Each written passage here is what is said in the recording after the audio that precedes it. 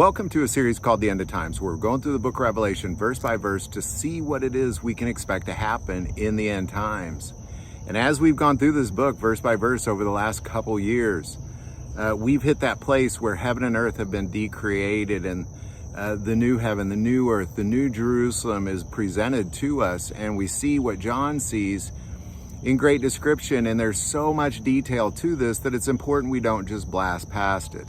So for the last 10 episodes, we've been talking about the 12 foundations. Each one of them is incredibly important. Now, something I stated in many of them is when you study out gemstones, this is the first time I've studied out any sort of gemstones in the Bible. When you really study out what the word is, trying to figure out, because we only use the Bible as a cross-reference, or not, I've seen a lot of assumptions on what each gemstone means, but I want to see what it actually means. So as you study out the words, you'll often see, depending on who interpreted the Bible or which translation you got, it's often misinterpreted. And you see the word ruby anywhere where they just didn't know what kind of gemstone it was at the time, or they'll see, so you see the word ruby everywhere, where ruby does not belong, because the word for ruby is not in most places that you see the word ruby in the Bible, as well as sapphire, a few others. So it's really important that we kind of focus on, well, what is the word, and how can we cross-reference it with the Bible? And today's going to be another example of that. So we're on the 11th, and we're just going to pick it up there, Revelation 21:19. And the foundations of the wall of the city were adorned with all kinds of precious stones. The first foundation was jasper, the second sapphire, the third chalcedony, the fourth emerald, the fifth sardonyx, the sixth sardius, the seventh chrysolite, the eighth beryl, the ninth topaz, the 10th chrysoprase, and the 11th jacinth. Now, that word jacinth in the Bible is hyacinthos, or it's really a hyacinthos. So it is properly a jacinth, or a hyacinth. Now, this was a hard one to find in the Bible, to be quite honest.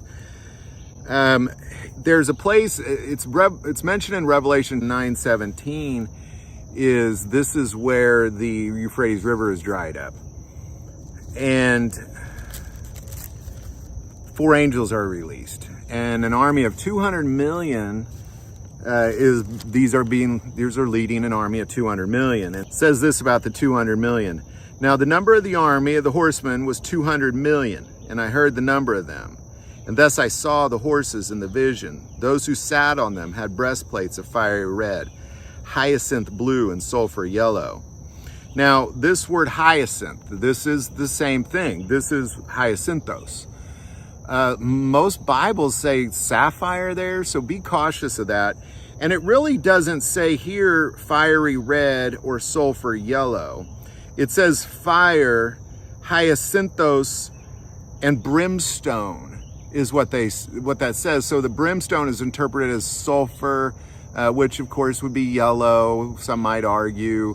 So that's a poor interpretation. It's really fire, hyacinthos, and brimstone is what is the chest of these creatures looks like. Now, the chest of these creatures is what is being led. That's what is leading.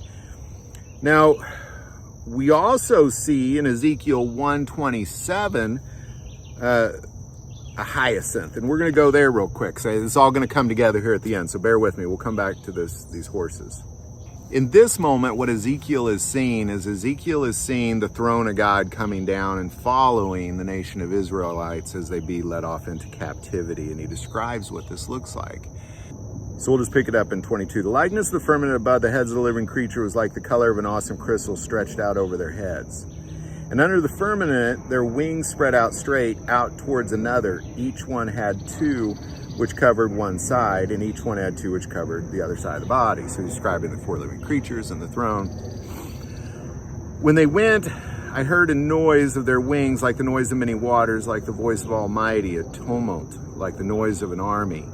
When they stood still, they let down their wings. A voice came from above the firmament that was over their heads. Whenever they stood, they let down their wings. And above the firmament, over their heads, was the likeness of a throne, in appearance like a sapphire stone, and the likeness of the throne was the likeness with the appearance of a man high above it.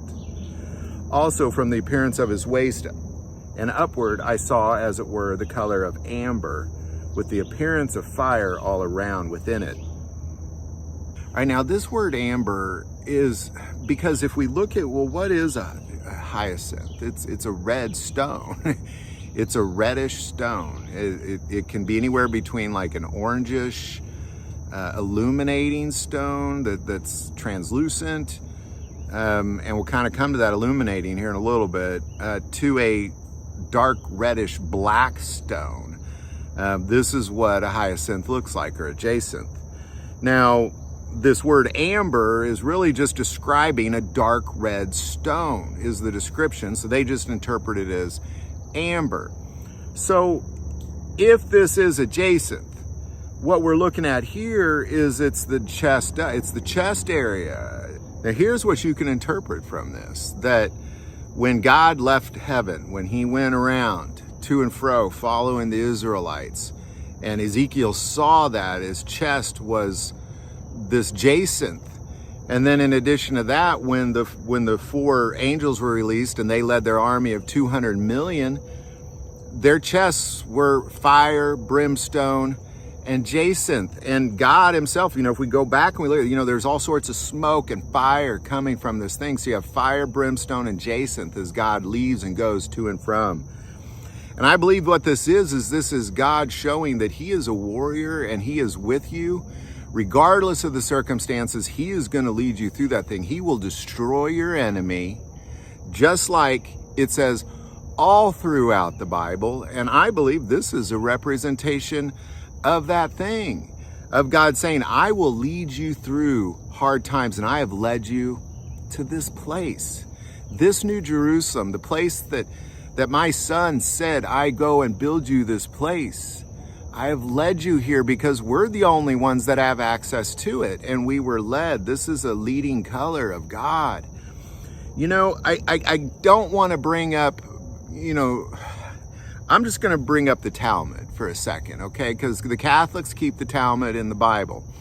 The Talmud's description of Noah brought on board a dark red stone. And that dark red stone, and he also built one window. And we see that in the description of Genesis, not the stone, but the window.